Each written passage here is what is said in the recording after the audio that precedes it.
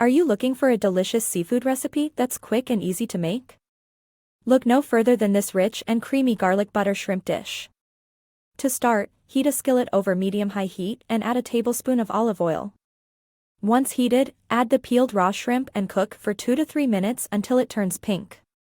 Next, add in minced garlic and butter, stirring constantly until the butter has melted and the garlic has browned. Now, it's time to add in the heavy cream. Stir in the cream slowly until it turns into a smooth, creamy sauce. Let it simmer for 2 to 3 minutes until the sauce has thickened. Finally, remove the skillet from the heat and sprinkle in some chopped parsley. Stir well and serve hot either as a main dish or as a side.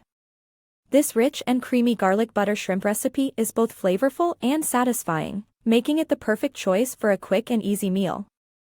Don't forget to like this video and subscribe to our channel for more great seafood recipes. Thanks for watching.